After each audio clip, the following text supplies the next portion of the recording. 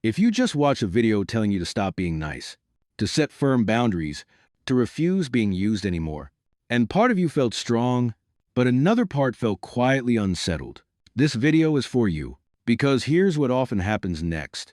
People stop crossing your lines. You say no more often. You explain less. You finally get space. And yet, something feels off. Things are quieter, colder, almost like something meaningful disappeared with the noise. You start asking questions you don't say out loud. Am I becoming too hard? Am I pushing everyone away? Am I protecting myself or slowly isolating myself? Here's the truth. That feeling doesn't mean you set boundaries wrong. It means you've entered a phase most people never talk about, the phase after you stop being used. And if you don't understand this phase, you either go back to being too nice or you turn into someone cold and bitter. Here's the frame most people miss. Boundaries are not a personality. They're not an identity. They're a tool. Their only job is to stop the bleeding. And if you've been used for a long time, that alone feels like freedom. You finally breathe. You finally feel control over your time, your energy, your attention. But control is not direction. If you stop at boundaries, your life slowly becomes defensive. You're safe, but you're not moving forward. Protected, but not connected. This is where many people get stuck. They confuse not being used with knowing how to live. But those are two very different skills. Boundaries decide who does not get access to you. They don't automatically tell you who should. And without that second part, you don't build a life. You build a perimeter, clean, orderly, quiet, but empty. So the real question isn't, how do I make my boundaries stronger? The real question is this: what comes after you stop being used? Once the bleeding stops, something unexpected shows up. Not relief, not confidence, but a quiet set of feelings most people aren't prepared for. The first one is emptiness, not because something went wrong, but because something ended. For a long time, your value came from being needed, from fixing problems, from responding quickly, from always being available. When you set boundaries, that noise disappears. No constant requests, no emergencies, no guilt-driven obligations. And suddenly, you're left with time, but no clear sense of what it's for. That emptiness isn't failure. It's unused space. The second feeling is coldness. You're calmer, more distant, less reactive. People notice. You don't laugh as easily. You don't soften your words. You don't explain yourself as much. At first, this feels like strength. But then another question appears. Am I becoming someone I don't like? Or am I just no longer performing warmth for free? Here's what's actually happening. Coldness often shows up when you remove emotional labor. Before you learn where to place warmth intentionally, you stop giving energy everywhere, but you haven't chosen where it belongs yet. The third feeling is moral doubt. This one is quieter, but heavier. Am I still a good person? Am I selfish now? Am I protecting myself? Or punishing people for what they did before, especially if you were raised to be agreeable, helpful, or nice? Boundaries can feel like betrayal, not betrayal of others, but betrayal of your old identity. You're no longer defined by usefulness, and that can feel deeply unsettling. So, if you felt emptiness, coldness, or moral doubt, nothing is broken. You're not failing. You're transitioning. And this is the point where things either integrate or start to harden. This is the point where a lot of people go wrong, because boundaries don't stay healthy automatically. If you're not paying attention, they can slowly turn into something else. Boundaries come from self-respect. Bitterness comes from self-protection that has hardened. On the surface, they look almost identical. You're less available. You explain less. You keep more distance. But the intention underneath is completely different.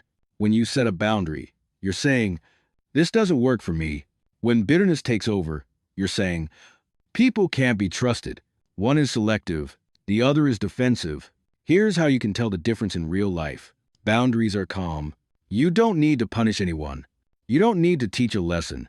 You don't need silence to speak for you. Bitterness is tense. Silence becomes a weapon. Distance becomes a message. Withholding becomes control.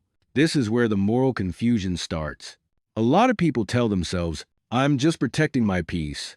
But peace doesn't require resentment, and protection doesn't require contempt. If your boundaries are fueled by anger, they won't stay boundaries for long. They tighten, they narrow, they stop filtering behavior, and start rejecting people. And this is the dangerous part. Bitterness feels powerful at first. It gives you a sense of control, a sense of superiority, a sense of safety, but it also rewires how you see others. You stop asking, "Is this person safe?" and start assuming they're probably a threat. Over time, bitterness doesn't just keep harmful people out. It blocks healthy ones from getting in. Boundaries preserve your standards. Bitterness collapses them. Boundaries help you choose carefully. Bitterness helps you choose no one.